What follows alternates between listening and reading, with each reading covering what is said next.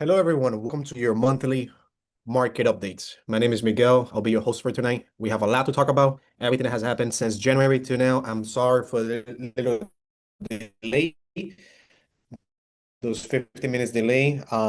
Those little bit, but I'm very excited for today's meeting, for today's webinar. We have so much good content to share with you guys and what is going on, what is the action items that we are taking for our client, and what you should end up with you guys.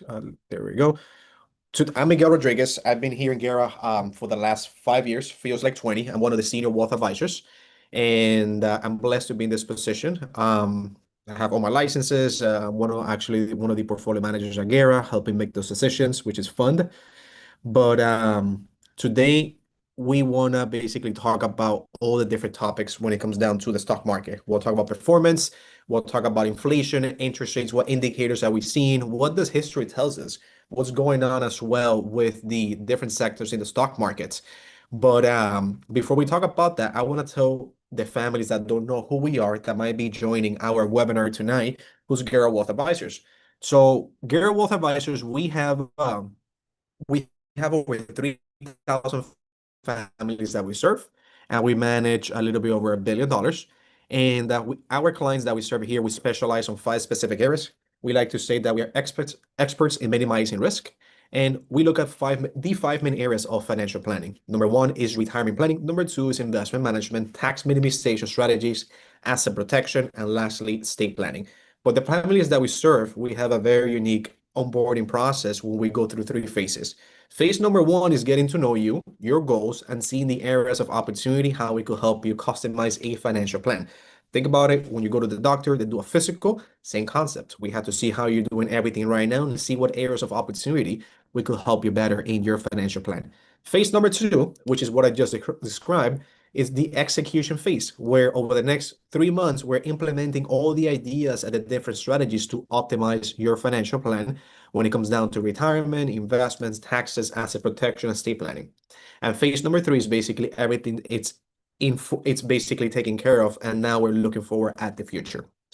But other than that, let's get right into it. Let's see what the market has done since January. So January, the market, the S&P 500 was up 1.4%. So it had a lot of choppiness in the stock market for January. But January, there's a big saying that goes, so goes January, so goes the year. What happens in January, basically it sets the tone for the remainder of the year. So January being up 1.4% historically, right? What this big saying says, the remainder of the year should be positive.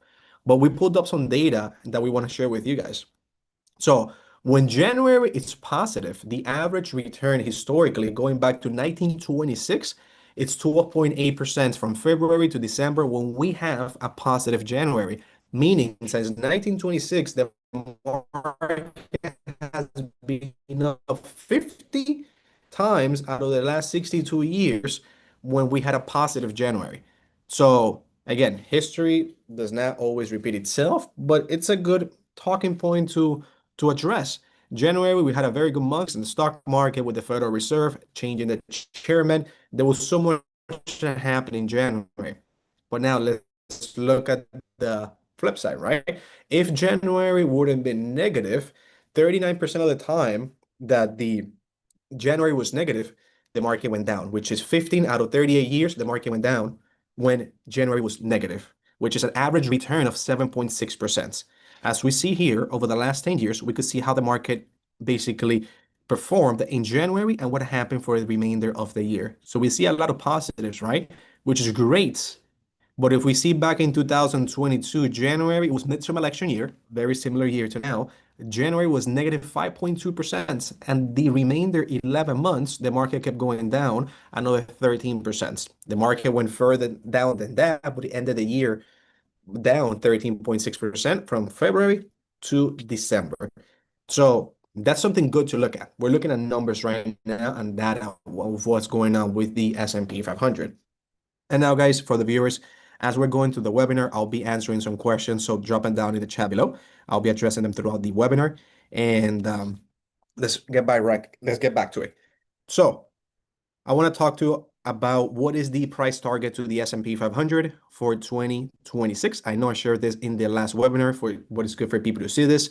As of right now, when you look at the stock market and what are the biggest institutions pricing in to happen for the remainder of the year, just as a reminder, the price target for the S&P 500 was 7,500, which is they were predicting that the stock market was going to have an upside of 9.5% and an average earning on their growth of 12%. So that's still the target when it comes down to expected earnings for the S&P 500 for this year. That does not mean that the S&P 500 will be up this year 9.5%. That is what the institutions believe would happen. And most of the time they're wrong. So you cannot go by these numbers, but it's good to see what the other institutions are thinking. Now, just as a reminder, because I get this question asked on a daily basis, Miguel, what do you think about a recession? Well, the odds were that for this year, there was a 30% chance that we might see a recession, which is way higher than the standard average for the prediction for recessions, which is 15%. But now it's way lower than the probabilities that we saw back on April on Liberation Day when the recession odds were as high as 50% when Liberation Day was around. The market was pricing in changes when it came down to the unstable fiscal policy with tariffs. So now let's talk about the sectors within the S&P 500. So when you look at the different sectors within the S&P 500, a lot has changed over the last month. If you look at the best performing sector for this year, which is up 21%, it's energy. And the worst performing sector for this year, right now, it's down 5.93% is the financial sector. The S&P 500 since January to now, it's basically flat. It's down 0.14%. And there's been a major rotation when you look at the sectors right now, when the major rotation being money was moved from the technology sectors into the boring sectors. What do I mean by the boring sectors? Materials, energy, consumer staples, industrials, basically the things, the traditional value sectors that are moving the market right now. So a lot of clients that I've been speaking to, they were in love with artificial intelligence, which we'll talk about that now. Miguel, let's add more money to artificial intelligence. That's why you don't concentrate so much in one specific sector and put all the eggs in one basket. Because if you're depending on this money to withdraw for your income and you see technology, right? Communication information is down 4.95% for the year and 2.49% for the year for communications. But over the last month, information is down 7.37%. So what is this telling you right now? When you start concentrated, you might be exposed. You might see some big drawdowns within your portfolio. That's why it's huge, and I will address it at the end of the webinar, to have a diversified strategy. Having a mapped out retirement income plan to see how you withdraw the money out of the accounts, depending on what's happening on the economy as well. You don't have a reactive strategy, you have a proactive strategy when it comes down to your money. So a couple other things is good to talk about with interest rates going down. You could look at the utility sector. It's up 8.73% for the year. Look at the industrial sector with everything that's going on right now with artificial intelligence and all the infrastructure changes are happening right now, all the money flowing into the sector. It's up for the year right now, 12.25%. Look at consumer staples. Those are necessities for the consumer. Those are not wants like consumer discretionary for the consumer.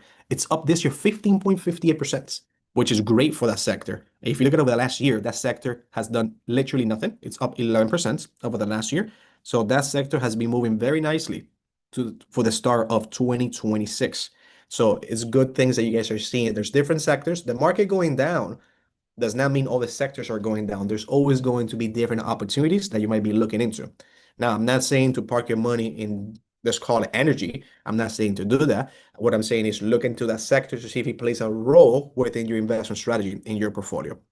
Now, when you look at AI and what's happening right now, so we put up the data of the NASDAQ, the largest 100 companies for technology. How have they performed for the start of 2026? Well, that sector specifically is down 1.71% when the S&P is basically flat. It's up 0.3% since January 1st of 2026.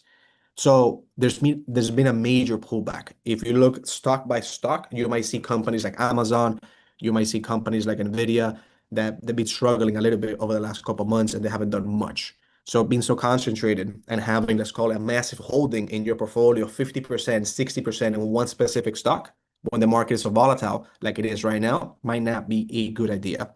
So what's happening right now, the market is looking at how is AI with all this massive spending they're doing in infrastructure and all the rolling now of artificial intelligence, what does that mean for their earnings?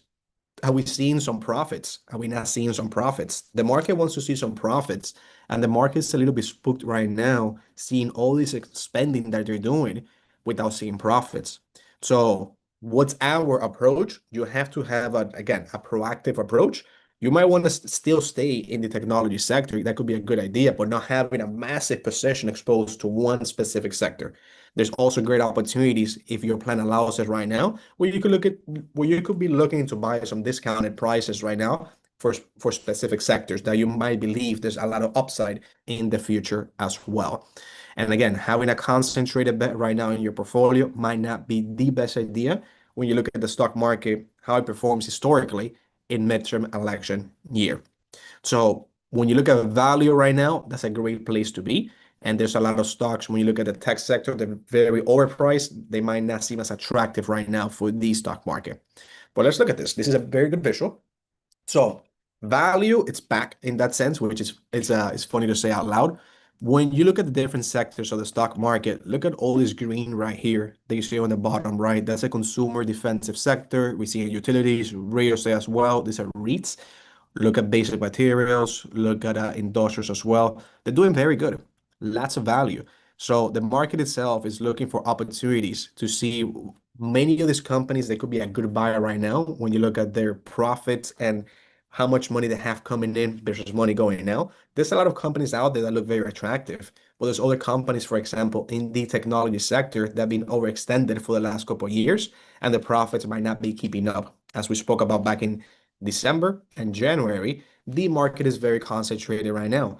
It is one of the most concentrated stock markets that we've seen in history, where 10% of the S&P 500 is made up, I'm sorry, over 10% of the S&P 500 is made up out of the largest institutions. You have 500 companies and 50 of them are doing most of the work. You might not want to depend only on 50 companies when you have 500 involved in the mix. So that's why it's good to look at all the different sectors and opportunities that you might be seeing in there. So if again, going back to communications and technology, that's those sectors right now, they're lagging compared to the massive gains that we've seen over the last couple of years. And then the boring sectors, right? Consumer staples, energy, industrials, they're doing amazing to the start of this year. But the market works in cycles. If you look at 2022, when we had another midterm election year, energy was the name for that year as well. The energy sector did amazing. So we're back at a midterm election year, seeing that sector again do very, very good, being the best sector for the year once again. So again, we want to see value within the companies that you're investing your money into. You don't might not be wanting to buy overpriced companies within your portfolio at this point right now, when the market is very high as well. You want to have a proactive approach when it comes down to the money. So this visual right here, I love it because you see the biggest institutions and how they're doing for the year and across all the different sectors. So, and again, guys, if you guys might have any questions, drop them down in the chat below. I see a couple of them already. I'll address them in a second. So, a couple other things to look at. What does this massive market rotation we see right now mean for your portfolio? So a well-structured portfolio does not really get affected by all of this when you have the right amount of money in your safe bucket and the right amount of money in your risky bucket meant to be for growth. You have your safe bucket that's meant to give you that income you might need to survive and maintain your quality of life. And then you have the growth bucket that's meant for appreciation. So there's something that we follow is called the allocation rule, which means how much money you should have in the safe bucket and the risky bucket according to the needs behind this money, how away from retirement and from the needs of this money you might have as well. Your portfolio should be balanced according to those needs that you have. There's not really a basic strategy that we look for. It's cash needs in that sense. What is the purpose of the money? Let's give that money a purpose. Is it for growth? Is it for income? Is it for a specific project that you might have? And based on that, there's different investments within the safe bucket and the risky bucket we could explore. Now, you do not need to be reacting to every single headline when your buckets are structured properly. I could tell you right now, over the last couple of years, The risky bucket has grown a lot. We've seen the S&P 500 do amazing over the last couple of years.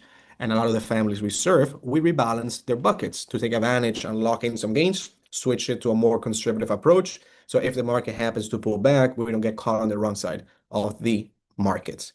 So I see a question here. Give me 1 second. What do you think about Bitcoin? So I'll address that question in a second because Bitcoin has been very volatile, and that's a fun question that I get asked very frequently. So let's continue real quick over here. So going back to this chart right here, when you're creating a portfolio, the way we do the management for the families we serve, we do something called sector rotation or active management, where we're looking to rotate some of the money within the growth bucket, right? This bucket right here, which is the risky bucket, is meant to be growing, is meant to be seeking opportunities and minimizing downside risk as well as the market is choppy. There's opportunities that you could be taking advantage of in your portfolios. Market going down and specific sectors going down does not mean your entire portfolio should be negative. There's also opportunities that you could take advantage of as well. Now, going back to this right here, when your bucket is structured properly, I know I showed this visual back in January, but I love this visual. It's such a great visual. When your portfolio has the right amount of money, let's call it the right percentages in the safe bucket, risky bucket, and cash bucket, you could go through all of this with peace of mind that you will be taken care of, that your money is working as hard as possible for you with the amount of risk that you're willing to take and behind the needs behind this money. So, and there's so much that's always going on in the economy. There's always headlines. You cannot be so reactive to the headlines that are going on right now in the stock market. Every day we see a new headline. So if you would have reacted, right, buying and selling, trying to time the market, which every single of these headlines. So if you started with $1 back in 1989 and you left it invested into the S&P 500, you would have had $41. But I could tell you, if you were buying and selling every single time, trying to time the markets and seeing what's going on with the market and seeing the peak or the bottom, trying to find that, you might have not had $41. Possibly you could have had $10. You would have missed the best days on the stock markets. And if you miss those best days, your portfolio gets left behind. So let's go to the next one. So what's going on with interest rates, Miguel? That's a question that I get asked every single day. I just had a conversation this morning about interest rates for real estate and what's going on with them. I've had many different families. They're trying to sell their properties for XYZ reason, right? They might be looking to buy something else. They might be looking to just sell the properties because it might not make sense to keep them right now. And they're not selling, or they're taking too long to sell, and they have had to drop the prices drastically for their properties. And a lot of that has to do with interest rates as well. When the interest rates are so high, the cost of borrowing gets more expensive. You cannot access such a big loan with the rate being so high. It makes the mortgage, right, the monthly, more expensive. So that takes buyers out of the market. And historically, what is it that we're seeing with the stock market and how does the stock market reacts historically to interest rates going down? This is a very good visual. So when rates go down, there's different sectors itself that benefit by rates going down.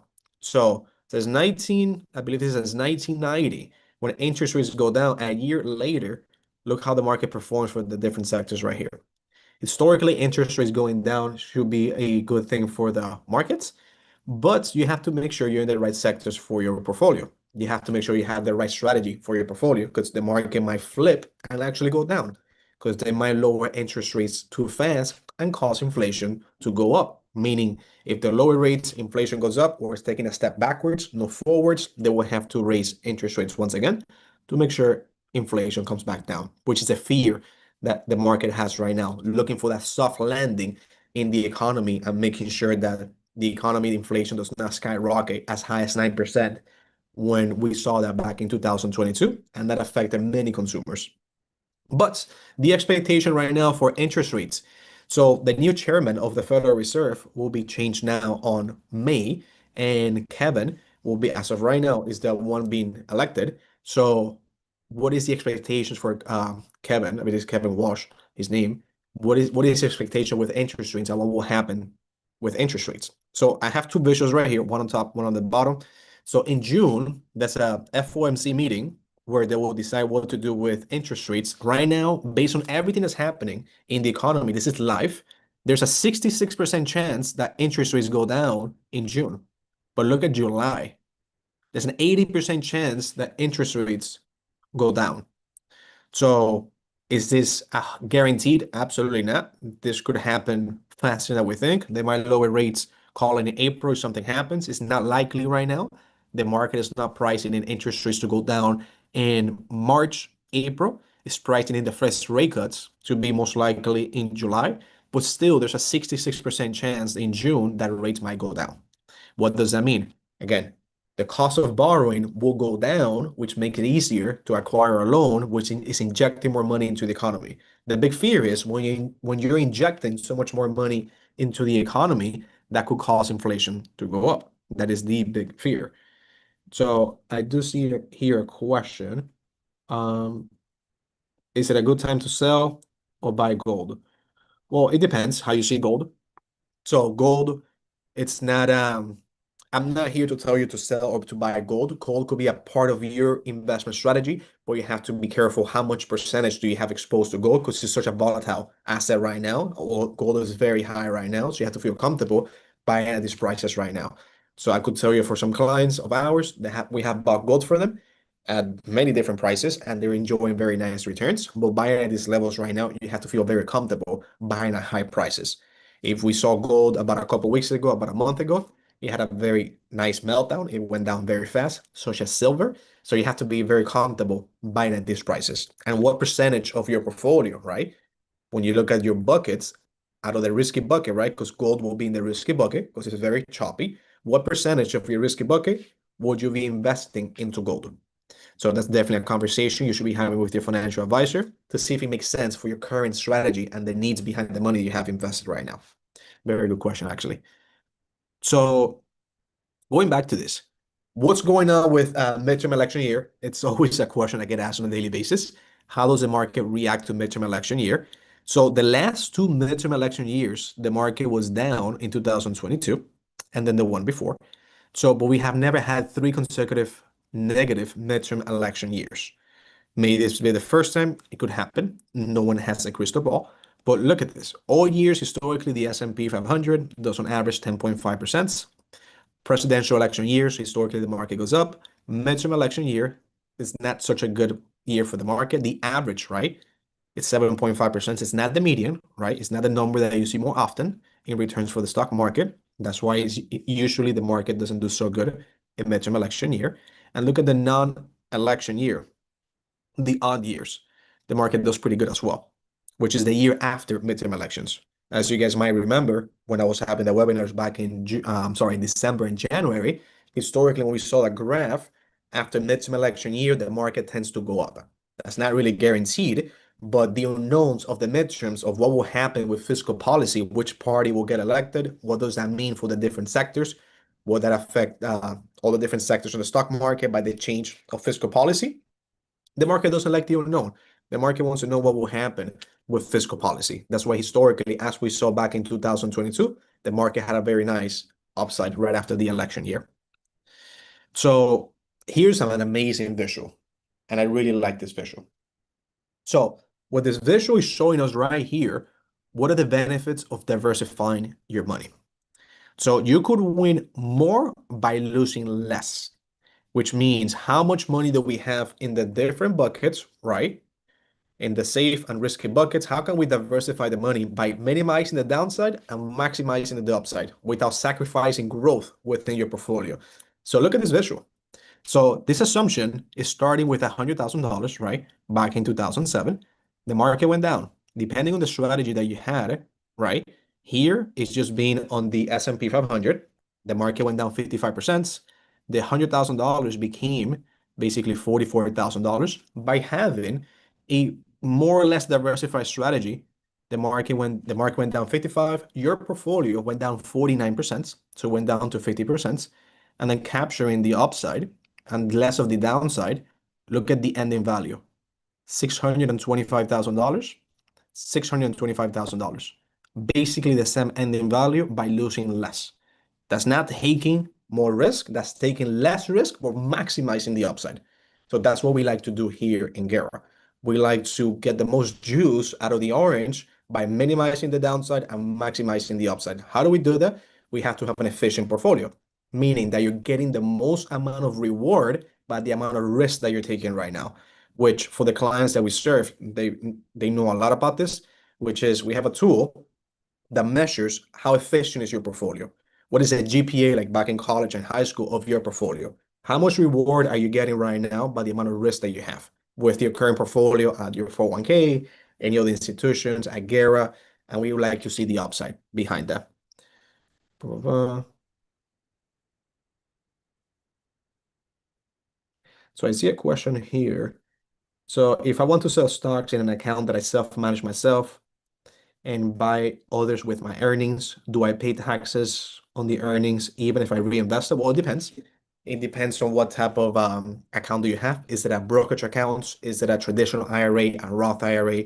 Is it a SEP IRA? We don't know what type of account do you have. If it's an investment account, if there's capital gains, you will be paying taxes by selling investments, buying others. If it's a qualified account, which is a tax advantage account, by you selling and buying, you might not be paying taxes because it's in a qualified environment. It's a tax deferred or tax-free environment, but you have to be careful which tax classification your account might have. Great question to discuss with someone, but I'm not sure what type of account you have, but it depends. And it depends on what, again, what type of account you have set up for yourself that you manage yourself at Fidelity Investments. Good question. But typically, if it's an investment account, yes, you're paying capital gains or you might have some losses in there. And if you have some losses in there, it might be a good thing. You could look into tax loss harvesting. It's a very nice strategy that we use for the clients, which is taking advantage of some losses and some gains to minimize the tax bill at the end of the year. But you have to be very particular. What stocks are you buying and what stocks are you selling not to trigger something called a wash sell, which it cancels out the benefit of a tax loss harvesting strategy. But good question. But this visual right here, guys, I'm a massive fan of it. Again, how can we maximize the upside and minimize the downside? By having an efficient strategy, by having taken the right amount of risk according to your strategy and getting the maximum returns possible while minimizing the downside with an efficient portfolio. How do you do that? You have to diversify your money. You have to have your money in different sectors and take advantage of opportunities as they come around. Not just have all the money, for example, in the NASDAQ. That's not really a diversified strategy. That's just buying one specific sector. And as we saw earlier, that sector is down right now while the S&P is kind of flat right now. So if you're taking money out of the accounts, there's something called risk or sequence of returns, which means you're selling at a loss right now to take money out of the account, which means now your money will run out faster, which is now fun, right?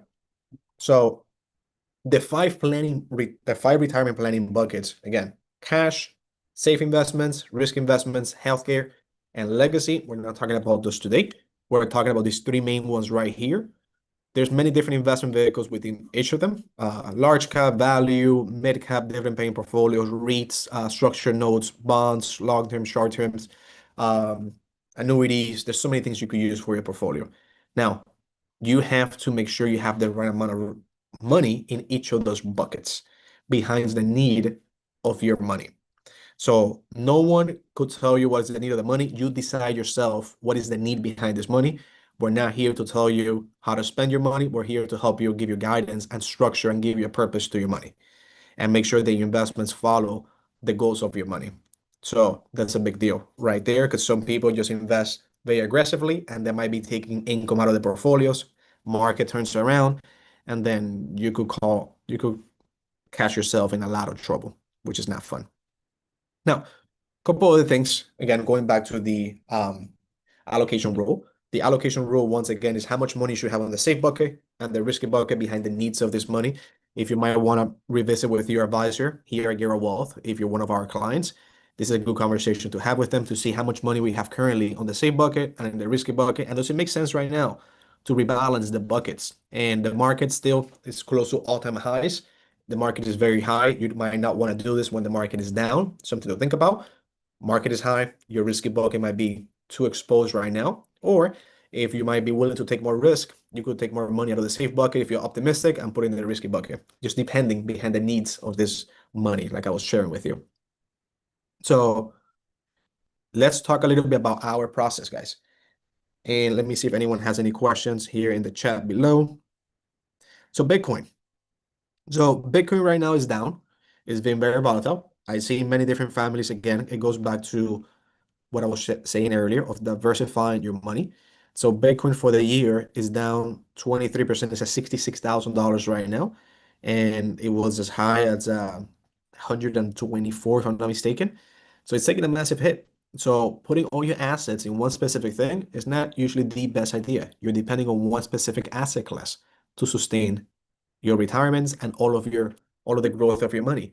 And now, if you had $1 million, it went down basically by to $550,000.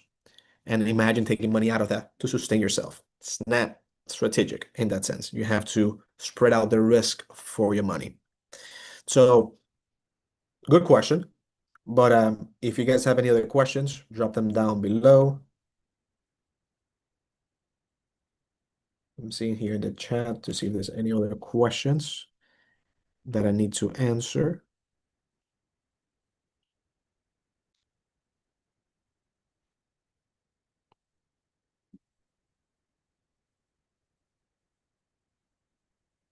What is it that we're doing for the portfolios for our clients? Good question. So again, going back to this right here are all the different sectors of the markets. So our approach when it comes down to our clients' money, first, we have to make sure you have the right amount of money in the buckets, as I was sharing with you earlier. Now, the growth bucket, which is meant to seek high growth in your portfolios, is the one that will be a little bit more choppy. What is it that we are doing with that money? So I could tell you that in January, we had a very nice position in the industrial sector, energy, materials. We have very nice positions of those. So we took advantage of that rally as well back in January. Right now, we have an active strategy. So we're looking at different sectors. There's also different buying opportunities that you guys might be looking into. But again, what we're doing here is sector rotation, active management for the growth buckets. It's more of an active strategy to make sure your money is growing more and losing less by having an efficient portfolio. Good question as well. Sell or buy Bitcoin. I like that one. You should talk to your financial advisor about that one. But it depends. It depends on your financial plan. It depends how much are you buying, out of which bucket are you buying, and what does that mean to the overall wealth impact of your financial plan? What percentage of your growth bucket you put in there? Definitely a healthy conversation to have with whoever is helping you with your money. Very good question. But I can't really give you advice. So going back to our process, guys. So we're heading towards the ending of today's webinar. So again, our process and the families that we serve, we go through these three different phases. Today, we're talking about investment management and what's happening in the stock market, which is one single area. My favorite area, by the way, is tax planning. That's where we do an amazing job for the families we serve and across all the different areas as well. Personally, I love tax planning. But on phase one, if you're someone that's not one of our clients, you might want to have a session to see and evaluate how your buckets are doing right now and making sure you're getting the right amount of reward by the risk that you're taking. So it's very simple. We will go through this process right here, phase one, phase two, phase three. Phase number one, the first session is very simple. I would like to learn everything that's going on in your life and what is your top process when it comes down to your money and see how your money is positioned today. That first meeting, you're not making any decisions. Is again, like you go to the doctor, it's a physical understanding you, understanding what is the purpose of your money. The next meeting will present to you a customized financial plan that will help you to see everything that needs to be done to make sure all these different 5 areas right here, they're optimized. After that session, 70 or 80% of the people that see that, they decide to move forward with us as their financial planners and as a wealth management firm. Then phase two is the implementation phase. We go through all these different planning sessions, retirements, investments, tax planning, asset protection, and as well estate planning. Then phase three, that's when everything is mapped out. We like to have at least 2 meetings a year with the clients we serve to make sure that their plan is in the right track, that if your life has changed, your plan is still going the right way for your goals. That is not going the opposite way if your life has changed. And as well, we do yearly tax planning meetings, estate planning reviews, and we have many different events for the clients we serve. But So I see another question here. So how long does it take for the execution phase? No, the execution phase might take 1 to 3 months. It just depends on the complexity of the financial plan. I'll give you a funny story. I had an attorney many couple years ago that we met. We decided to start a relationship, helping him with his financial plan. We tried doing all of this in one single day. We spent 8 hours together. We like each other. We don't hate each other. We had an amazing time together, but it was not really the most productive meeting. Think about it. You're making decisions for the next 10 to 20 years, and I don't expect you to make all those decisions in one single day. That's why this process is proven to work. We have different sessions specifically for each topic that we'll address for you and make sure all these different areas in your financial plan are marked, that you're taking care of for each of those different areas. So again, on the second session, what can you expect with Guerra Wealth? We'll grade you, like I said back in college, to see how you're doing everything right now. We'll see how your investments are doing right now. How's your money positioned in the cash safe bucket, and you're getting the right amount of reward by the amount of risk that you're taking. And then we'll see what's going on with your taxes. What can be done with your taxes as well? And how can we save you some money in taxes by strategic Roth conversions, minimizing IRMA surcharges, by having the right corporate structures, by many different ideas that we could implement as well. Then an asset protection meeting and then a estate plan. So all these different things you will get in our second session. This is just a checklist of what's going on in your financial plan if you're doing it and you're not doing it. So this allows you to see the areas of opportunity. So for this specific family, as you could tell, they were not doing much in taxes and they were paying thousands of dollars in taxes unnecessarily. And by having the right tax plan, we're able to save them thousands of dollars in taxes, which means more money in their pocket. We could reinvest it, or they could use it to grow it back into business or enjoy themselves. So again, guys, my name is Miguel. I'm one of the senior wealth advisors here. What makes Guerra special is the amazing team that we have. We are over 60 employees at Guerra. You don't depend on one specific advisor. What makes us different again is the team approach. It's special. I have 6 to 10 people that directly work with me that help me manage the client's money. We manage again over $1 billion here at Guerra. So it's a big team. It's a great approach that we have. It's a proactive approach. And if you might want to have a session with us to see how is it you're doing things right now, there's going to be a QR code at the end that you could scan, book a financial review if you're one of our clients, or a new session with us if you're not one of our clients. So here's your QR code if you might want to scan it to have that session. If you're one of our clients and you might want to have your quarterly financial review, if you don't have it yet on the calendar, it'll be great for you to scan this and book it. Or you could just comment down below and I'll have one of the associates reach out to you to get that financial review in the calendar as soon as possible to make sure your needs are addressed. But if you guys have any last questions over the next couple of minutes, just drop them down below and I'll go over them. So how often do we meet to discuss market trends and when do you make adjustments? So every single day we have an advisory meeting that we talk about everything that's going on in the markets, but ideally bi-weekly to monthly, we are making changes to the portfolios. We're not trading the portfolio on a daily basis because trading is not good, but on a bi-weekly to monthly basis, that's when we are making changes to the portfolio. Let's see any other questions that might come around.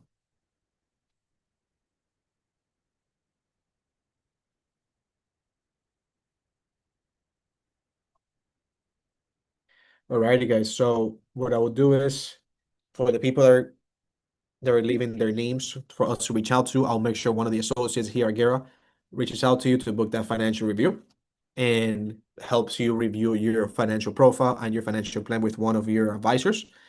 And I'll look forward to our next webinar to discuss the market now in March. It's been a good one. Let's see how the market performs from February to March and what's happening with the stock market. Again, guys, it's always a pleasure being here, being the host for you guys, telling you what's going on, what is it we do for the families we serve, and anything you guys need, just drop it down below and we'll reach out to you guys to make it happen. All righty.